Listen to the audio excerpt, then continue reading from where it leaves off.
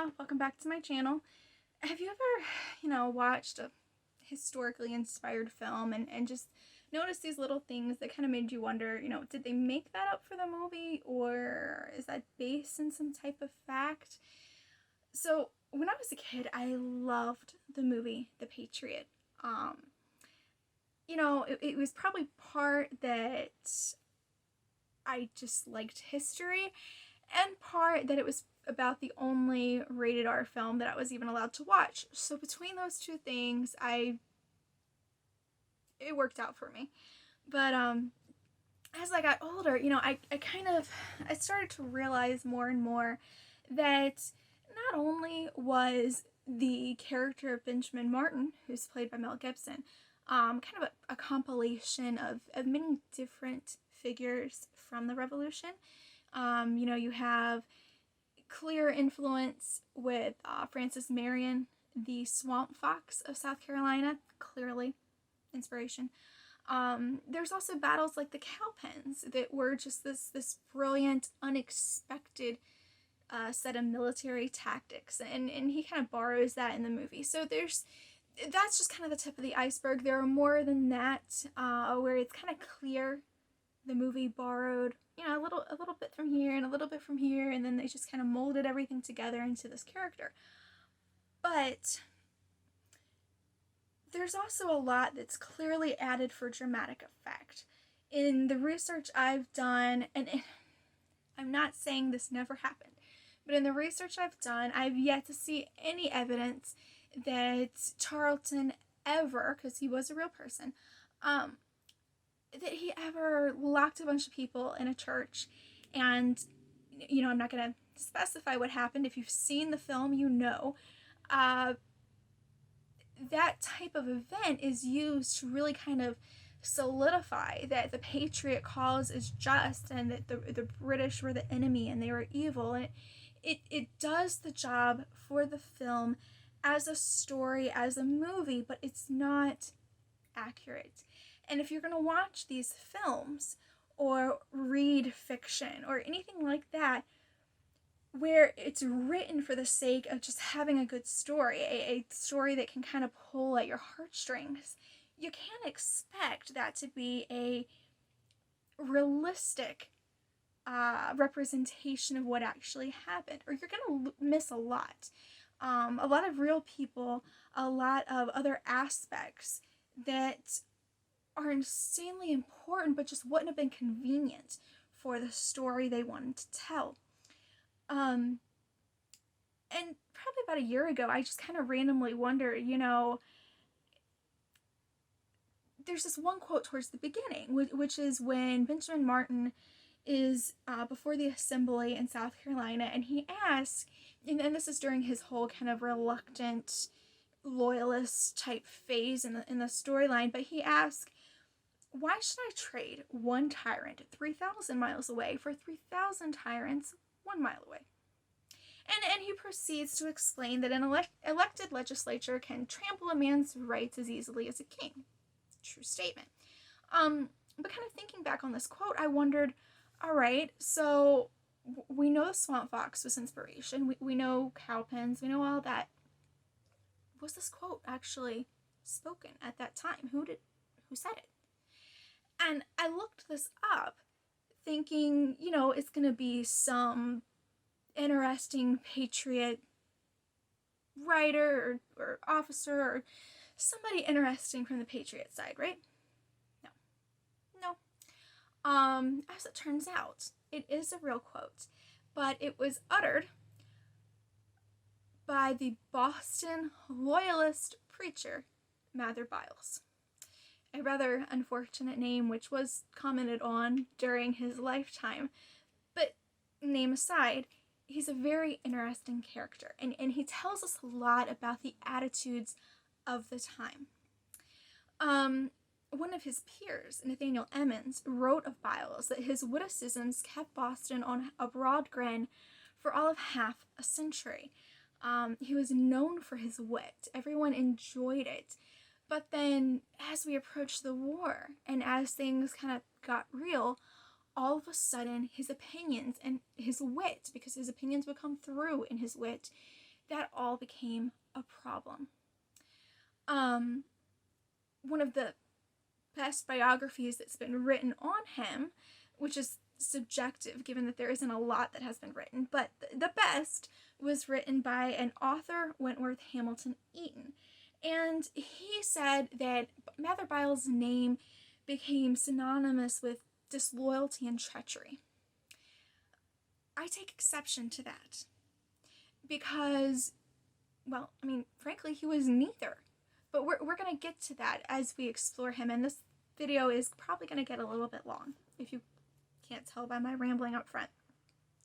So Mather Byles' father was Josiah Byles. He was a saddler in Boston.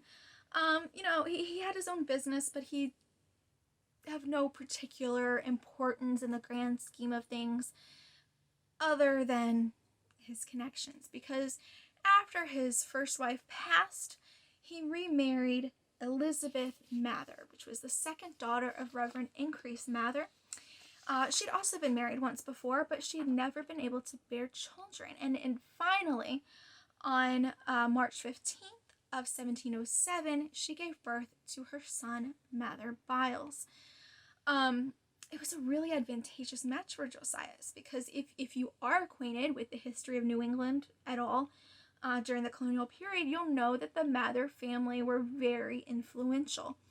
But Josiah would end up dying the next year, leaving Elizabeth to care for her young son, as well as Josiah's children from his first marriage. And she didn't really have the means to take care of them, so her family would end up stepping in. Especially her brother Cotton, who would kind of look after Mather. Increase Mather, Elizabeth's father, Mather Byles' grandfather, wrote of Mather Byles in his will, referring to him as his fatherless grandson, and left him a quarter of his personal library. It's clear that his family hoped that, maybe he would enter the ministry, as was sort of, the family tradition at this point almost. And he didn't let them down. He went to Harvard, as had also become a bit of a tradition for the Mathers, and he graduated with his bachelor's degree at the age of 18. Unfortunately, during this time, he also suffered from consumption, which that term back then kind of refers to the wasting away that would be caused by this disease, but now we know it as tuberculosis. Cotton Mather, his uncle, wrote of these health concerns and seemed to not expect his nephew to even survive. But he did. At some point, a little while after, apparently, he regained his strength, and in his later years, Mather Byles would be referred to as tall, well-proportioned, and altogether commanding in his appearance, with a voice that was at once melodious and powerful, which is a long way from consumption. Between his graduation and his later ordination and being the preacher of a Boston church, he was not idle. Maybe he was still sick for part of this time, but he kept himself busy.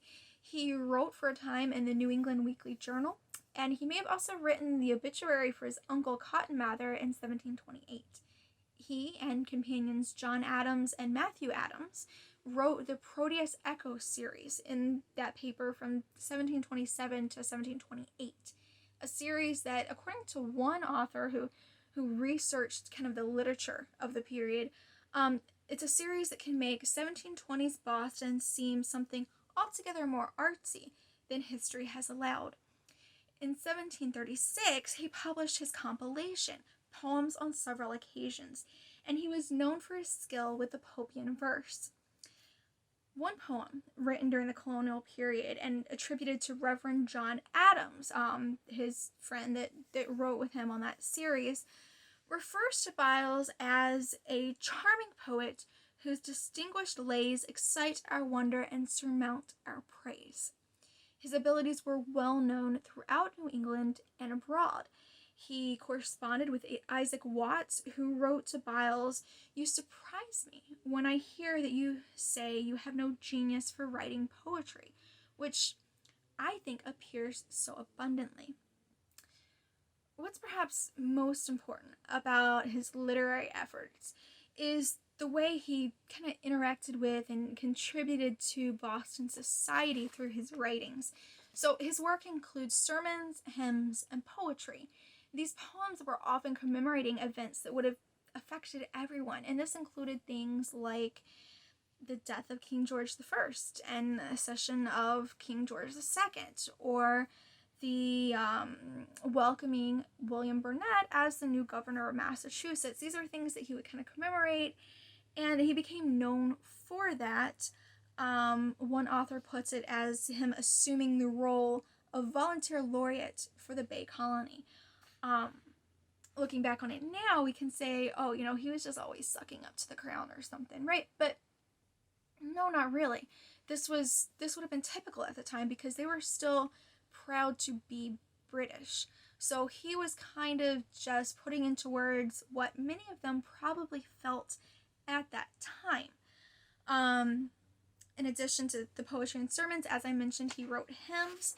His work was included in William Billings' New England Psalm Singer, but it would later be removed in future editions because the politics of revolution cast Byles in a new light at that time. In many ways, though, Byles can be understood through his associations. His education was funded by the Mathers, as we've already said, and his career as a clergyman was probably at least partially due to their wishes and influence. As an adult, Byles repeatedly associated himself with kind of influential members of Boston society. His first marriage was on February 14th, 1733, to Anna Noyes Gale, who was the niece of then Governor Belcher. The wedding was held at the governor's official residence, and it was the governor who donated the land for the Hollis Street Church, where Byles would end up their first pastor. So when Anna died in 1744, these associations didn't end. On June 11th of 1747, Byles again aligned himself with influential families through marriage. His second wife was Rebecca Taylor. Her father had twice been appointed as the lieutenant governor of Massachusetts. So with such a lifetime of these connections, is it really any surprise that his instinct would have been to remain loyal to the powers that be? It becomes quite logical. And, maybe, if he didn't have these connections, he would have looked at things differently, or maybe he would have remained a loyalist nonetheless. I'm not trying to kind of make a judgment there on how much of this influenced his political thought, but it would have impacted him in some way during his life. The Congregational Hollis Street Church in Boston called Mather Byles to serve as their first pastor beginning in 1733. The sermons he devised for their congregation were not his first, however. At the time that he was called to serve, he'd already actually written and published sermons where he had taken a stand on Congregationalist theology, firmly siding with his Mather family members. Early in the 18th century, around this time that he's embarking on his profession, we have the impact of the Great Awakening. So we have, what some call the New Lights, and they are thinking that, we can teach about God and we can understand God through parallels in nature. Maybe the physical body is not innately evil and just disgusting like we've always been led to look at it as being. And then on the flip side, the Old Lights, which included the Mathers, they didn't want to see this change. They didn't want to have people looking to nature to understand God. According to them, this was threatening. And Mather Byles published a discourse on the present vileness of the body in 1732, writing that our body was vile even in the purity of its first creation, which is very much in line with what his family was perpetuating in the face of the Great Awakening and all of the changes that were going on there. In stark contrast to his legacy, until the American Revolution, Mather Byles, as a clergyman, enjoyed a wonderful reputation. His congregation seems to have been quite well pleased by him, despite his witticisms. George Leonard Chaney, a later pastor of the Hollis Street Church, refers to Byles as having a sincere attachment to his chosen calling and more than common fitness for its duties. His sermons were solemn, with occasional infusions of wit. He was always careful to keep politics out of the pulpit, and seems never to have used his pulpit as a means of pushing, any type of political belief. He was once asked about that decision, and he explained, "I have thrown up 4 breastworks, behind which I have entrenched myself, neither of which can be forced. In the first place, I do not understand politics. In the second place, you all do, every man and mother's son of you. In the third place, you have politics all the week. Pray let one day out of 7 be devoted to religion. And in the fourth place, I am engaged in a work of infinitely greater importance. Give me any subject to preach upon of more consequence than the truths I bring to you, and I will preach it on the next Sabbath." Now, Byles probably recognized that a lot of his opinions wouldn't have gone over well in his congregation. But I doubt that this policy was based solely on that. It was just, fear of a bad reaction. Because he freely expressed himself in other ways. He would still make his witty jokes. And everyone knew what his opinions were. He didn't really make a secret of them. It was just he would not use the pulpit in that way. So I've seen people suggest that, it was almost like a cowardly, he was afraid of the reaction. I don't think that really adds up, given the other details of his life. A frequently cited example of his kind of wit making its way into the pulpit was when Reverend Thomas Prince was to come and give a sermon before Byles' Hollis Street congregation. He failed to arrive, and Byles was left needing to give an impromptu sermon, and so based it on Psalm 146, verse 3, which reads, "Put not your trust in princes, nor in the Son of Man, in whom there is no help." With heightened tension between America and Great Britain, not all clergy kept politics out of the pulpit. Byles was the exception, not the norm. Some have referred to the patriot clergy who used the pulpit in this way as the Black Regiment.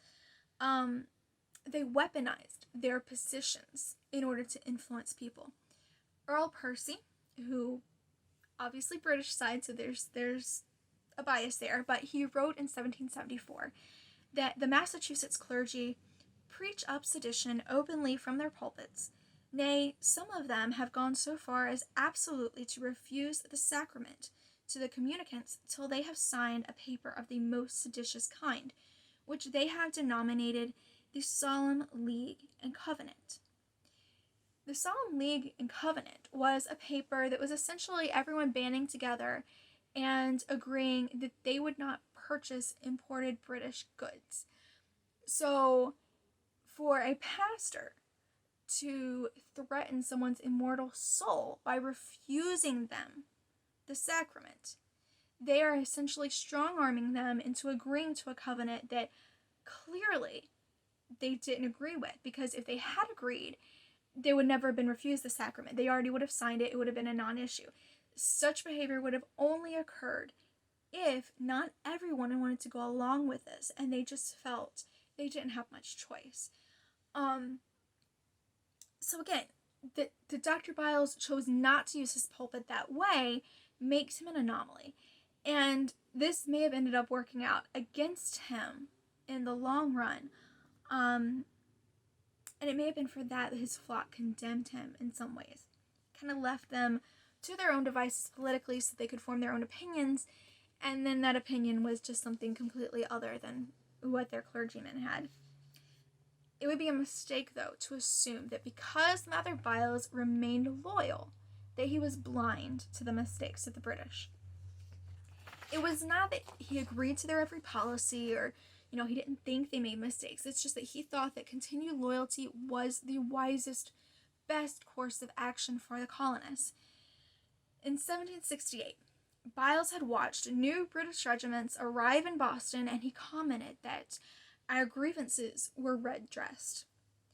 By 1775, Mather Byles was so well established in Boston that, according to one, some people considered him the best preacher in a town famous for its preachers.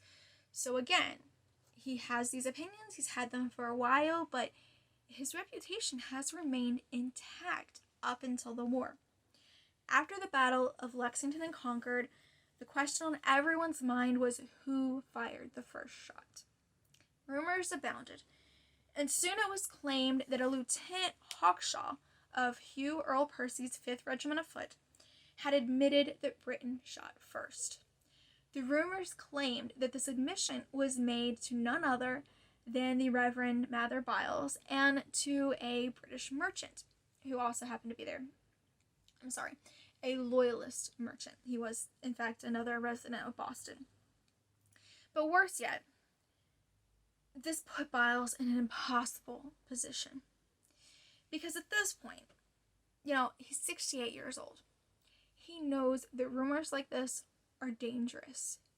He also knows that his position as a loyalist is well known. So anything he says, the people who want to believe him, they're going to believe him no matter what. And the people who don't want to believe it, they're not going to believe him no matter what. So it's kind of, there isn't a perfect option.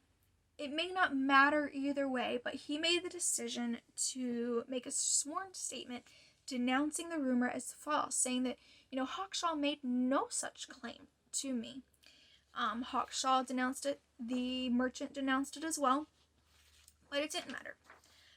As I said, the rumor was not about who was right, it was about what people wanted to believe. Throughout his career as a Congregationalist pastor, Mather Byles had taken an active role in Boston. Town records show that as early as 1735, he had been invited to open a town meeting with prayer, and in at least 18 different years, he was invited with other prominent figures to inspect Boston's public schools. There are those who have dismissed him, as if his jokes had driven this wedge years before, and this has nothing to do with politics. And yet, when I went through these records, I found that his invitations to participate in these school inspections had actually increased over the years rather than diminishing. From 1768 to 1774, Boston records show that he was invited every single year to take part in this. But the school inspection of 1774 would be his last. The Siege of Boston, which took place from April 1775 to March 1776, it was a period that would change Mather Byles' relationship with his congregation irrevocably. While the British Army was stationed in Boston, Byles' family made the grave error of being sociable with them. Mather Byles invited British officers to come in his home. His daughters went on walks with them. It was a dangerous time to do this. And some people may mistakenly just kind of imagine that Loyalists were all happiness and celebration during the siege, or, at different points when the British Army was stationed where they lived. But that was not the case for the Byles family. Mather Byles lost his second wife, Rebecca, to dysentery, and the wife of his son, Mather Byles Jr., also died. His son would leave for Nova Scotia when the British departed, as many other Loyalists did. But these losses were still not sufficient to suppress Mather Byles' witticisms. And I kind of wonder if maybe he used them as like a coping mechanism to deal with the stress and the change going on around him. Now, Henry Knox, who ended up being an officer for the Patriot cause on the American Revolution, he had initially been a bookseller, a fellow Bostonian. And then he engineered the arrival of field guns aimed at the town. It was intended to break the siege, but I'm sure anyone who remained in the town and looked out to see that would have been rather taken aback by it. After the British departed, Knox marched through Boston by Washington's side, and Mather Byles was heard jesting at Henry Knox's expense, saying, and you must know that Henry Knox was a little bit rotund of a physical figure. Byles was heard saying, "I never saw an ox fatter in my life." It was poorly timed, made within Knox's hearing, and although this was not new, and he'd been making such puns for his entire life, now just, the stress and the anxiety and the strain of everything that was going on with the siege and politics and war breaking out, it was just too much for everyone to deal with. Now, all these Loyalists had left. Few had remained in Boston. And Mather Byles was sitting here almost like with a neon sign pointing to him saying, hey, look at me. I'm a Loyalist. It's still here, and you can take out all your frustrations on me. He was a Tory available to be taught a lesson. The relationship between congregation and pastor during the colonial period was a sacred one, much like marriage between man and woman, and it was no small thing for a congregation to dismiss their pastor. Typically, they would call an ecclesiastical council, they would, make charges on theological grounds, but that's not what happened here with Mather Byles and his congregation. They had returned to find their church in disarray. There was, straw littered on the floor, the pews had been piled up to one side just in case the army had needed it for fuel, and the building itself had been used as army barracks. Now, the irregularity of events may have also been because of the influence of Reverend Charles Chaney, who was one of Boston's Congregationalist ministers, one of that black regiment. He had fled during the siege, and he was very, very anti-British. The men of the church called their pastor of 43 years before them to answer for his crimes, such as they were. He arrived to the church entirely composed and well-dressed, and he waited to hear what they had to say. But even those who would accuse him would be intimidated by him. The one that was supposed to read the charges, he kept speaking in this, kind of shaky, soft voice, to the point that Reverend Byles would be, repeatedly urging him to do so louder. Of course, obviously, probably making the man a little more nervous than he had even been to begin with, but it still makes me smile that, he has this composure and this nerve, even though he knows this is not going well for him. A large portion of the charges were related to Byles' association with the British, from having them as guests to the loan of a telescope during the siege. The sworn statement he had made after the Battle of Lexington and Concord also came up, and his congregation said that by making it, he had lent his aid and assistance to furnish our enemies with evidence against the country. Now, this isn't really evidence, making a sworn statement saying that nothing happened. He's not claiming that, the rebels, they shot first. No, he's just saying that, this rumor that says that someone told him something and never happened. That's it, but it's an issue. Further, they accused him of making light of events, of trying to convince Bostonians not to flee the town during the siege, and being unwilling to preach on a fast day appointed by Congress, when with difficulty he was prevailed upon to preach one half the day. In essence, the charges are political. He's not complying on political grounds. It has nothing to do with his theology, which generally would have been the standard for dismissal. Now, he listened patiently at first, but finally, upon being accused of publicly praying that the colonists would submit to Great Britain, he could take no more. He had spent his life keeping his politics and his religion separate.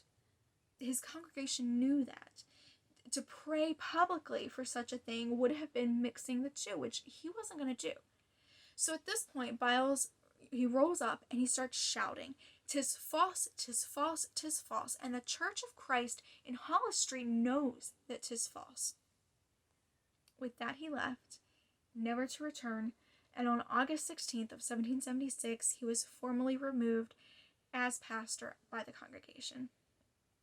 From what evidence is available, Byles would never enter a Congregationalist church again. He wanted nothing more to do with them, even though he was faithful to the theological precepts for the rest of his life. Other Congregationalist clergy were concerned by these events, and they said so. Reverend John Eliot wrote that, quote, "Notwithstanding I despise Dr. Byles as much as a man can hold another, yet I think the proceedings of that church with him were irregular and unwarrantable, and hath held up a precedent for a practice that will cause the ruin of our ecclesiastical constitution." Pretty strong words for someone who cannot stand the man, and we'll see again here in a few minutes further examples of how he could not stand Mather Byles. But removing Byles from his church was not sufficient punishment in the eyes of some. In 1777, the General Court of Massachusetts had passed legislation permitting the investigation and trial of suspected Loyalists. Soon after, Boston's Committee of Correspondence and Safety called Byles to answer to them for his behavior, because what constituted a crime was no longer, actions detrimental to the Patriot cause. And now the bar was so low that just having a hostile attitude was plenty for conviction. Even when brought before the committee, Byles could not restrain himself, and he was making jokes the whole time. But, what can you do? It's clearly, at this point, it's his personality. And what's been written about the trial is at times a little bit contradictory. Not because the accounts disagree, that's really not the issue, but because of gaps in the narrative and different perceptions of justice. Byles was convicted by the court on June 2nd of 1775, and he was sentenced to be confined to a guardship until arrangements could be made for his deportation. John Eliot, that same clergyman I had quoted before, wrote of the trial, "The evidence was much more in favor of him than against him. All that could be proved was that he is a silly, impertinent, and childish person. It was to the great surprise of everyone present, as well as to the whole town, that he should be brought in guilty. His general character has been so despicable that he seems to have no friends to pity him, though all allow upon such evidence he ought not be condemned." A more public account was published in the Boston Gazette on June 9th of 1777, just claiming that he had been inimically disposed towards this and the other United States, and his residence in the state is dangerous to the public peace and safety. Another account, which I think was written later, was by a William Tudor, who claimed that as there seems to have been nothing absolutely treasonable in his conduct, it may be doubted whether he would have experienced any inconvenience on account of his political sentiments if he had not provoked enmity in other ways, if he had not, upset people with his jokes. No sources provide a solid explanation for why the court sentence was not carried out, why he wasn't sent to be deported. Eaton's biography suggests that maybe it was due to his age or because Byles just refused to comply. But honestly, they knew his age when they convicted him. And when have you ever heard of someone being convicted of something and then being able to just say, hey, I don't want to go along with that conviction? That doesn't happen. So I think these possibilities are problematic. I personally think that maybe someone intervened on his behalf, or maybe they didn't really plan on doing that to begin with. They just had to, kind of lay down that punishment, and then they were going to quietly let him remain, just so they could say they did their duty politically, right? But for whatever reason, what followed was that he was not sent to the guardship, and that he was held under house arrest. A guard was stationed outside his home to prevent any friends from visiting him, even though Reverend Eliot insists he doesn't have any friends at this point, right? But on one occasion, someone nearby asked, why is this guard here? And Byles, far from being silenced by his punishment, replied that the guard was his Observe-A-Tory. One day, around the same period, Byles asked his guard to bring him some water from the street pump, which Byles was not technically allowed to go to. And the guard hesitated, but eventually he complied, and Byles filled in for him, putting the guy's musket on his shoulder and marching back and forth, filling in for the guard until he returned with the water. He was only under guard for about 2 or 3 months total after his conviction. He was guarded initially, then the guard removed, and then guarded again briefly. His house arrest was officially for 2 years, but they didn't bother to even guard him again after that, to which he responded that, "I have been guarded, regarded, and disregarded." His 2 years of house arrest did not end all his relationships in Boston. War ended, tempers cooled, and it was clear he still had friends after all. In another example of his humor, a young boy was sent by his mother to ask Byles' opinion on May 19th of 1780, to ask why the sky had gone dark in the middle of the day. This is a documented historical event. I think there's some theories about there being smoke from a forest fire maybe that caused the sky to go dark, but either way, Byles didn't know that at the time, and he replied to the boy, "My dear, tell your mother I am in as much in the dark as she is." Mather Byles loved knowledge, and he was known for this.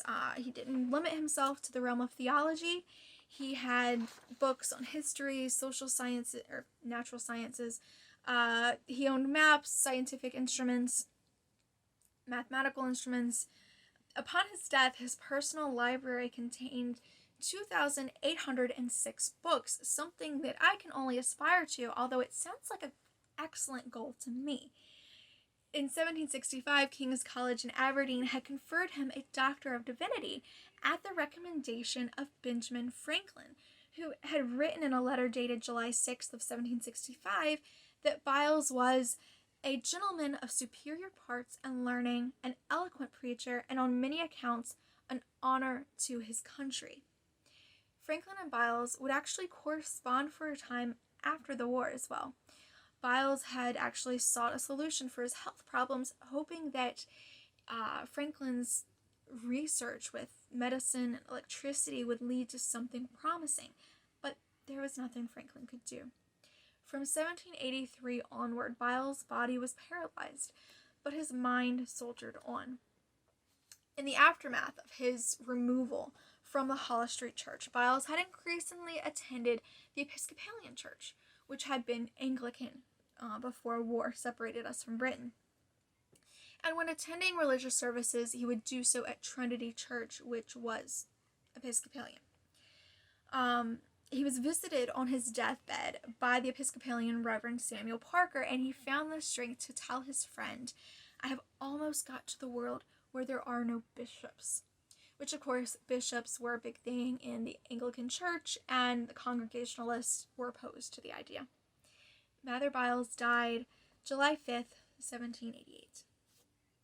His oldest child, Mather Byles Jr., had at first followed his father's footsteps. He was a Congregationalist pastor for 11 years, and then abruptly he converted to the Anglican Church, which at this point you can imagine his father was not thoroughly happy about.